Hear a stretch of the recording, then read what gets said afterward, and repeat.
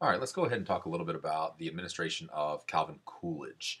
Calvin Coolidge, president during much of the 1920s, and is really associated with a lot of good economic times, or at least what were perceived at the time to be good economic times, by a large majority of people in the United States.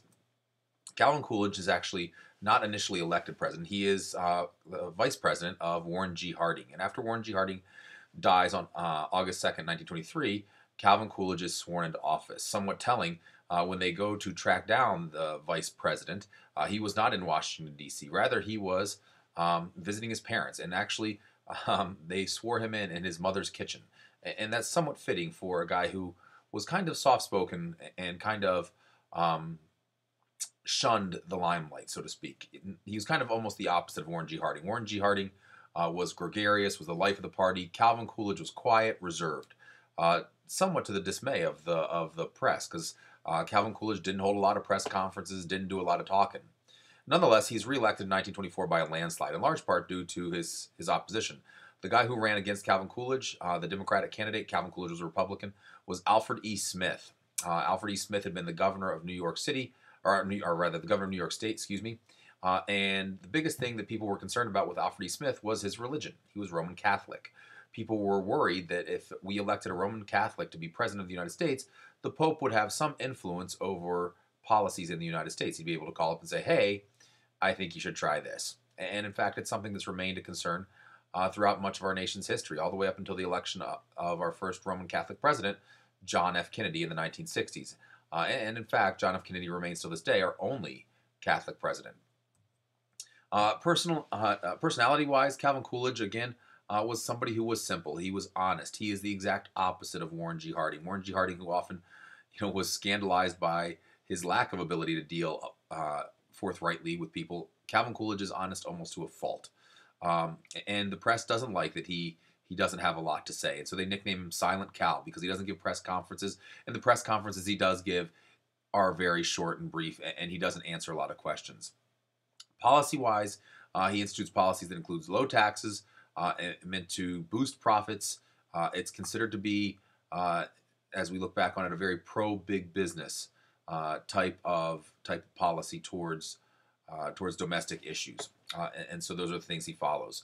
His economic policies are driven by his Secretary of the Treasury, a guy by the name of Andrew Mellon. It's a holdover from Warren G. Harding. Again, Mellon widely respected on all sides of the political aisle, and remains till this day one of our more influential secretaries of the Treasury, right up there with Alexander Hamilton.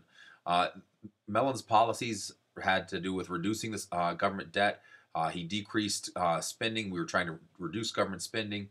We were trying to lower interest rates so that there would be more borrowing.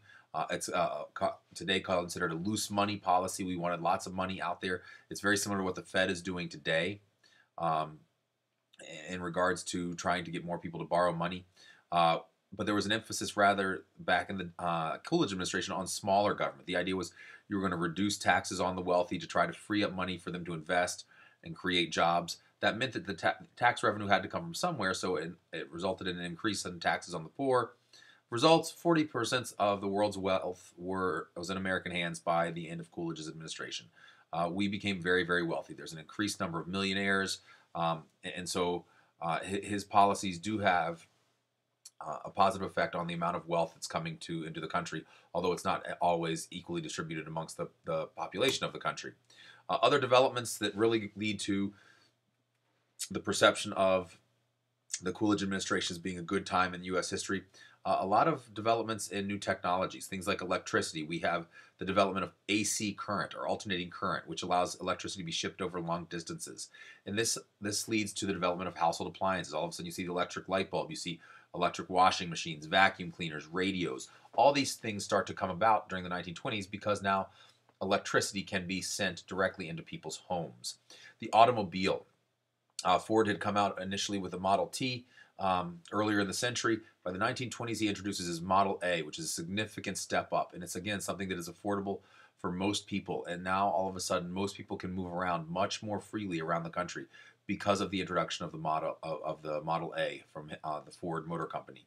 Uh, huge advances in advertising and salesmen. We have what's called the installment plan, which is basically buying something on credit. Rather than having to have the cash up front, you could put some money down and then you would pay a little bit, make payments a little bit over time. It's basically taking out a loan. The idea of something that's planned obsolescence, something, a product that's designed to become obsolete or to break. So we don't, if you are a company, you don't want to make something that's going to last for 50 years because then they're not going to need to buy something from you again.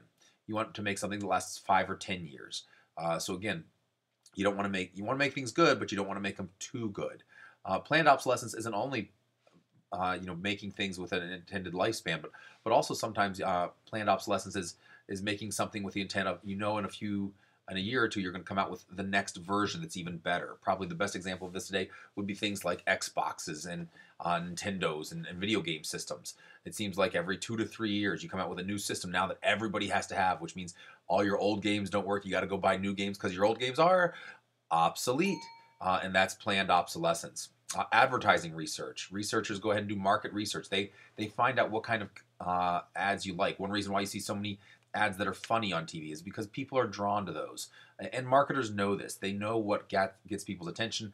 They know what's going to give favorable impressions. And that's because of advertising research. They go ahead, they get people together, they say, hey, look at this commercial. How does this make you feel? What do you think? Does this leave a favorable impression of the product? They know these things. They know who you are. And that starts to develop really back in the 1920s. So if you want to go ahead and pause the video here a little bit, you can go ahead and ask yourself a few questions about what we just heard. And hopefully, if you need to go back and look, you can. And that's it. Thanks.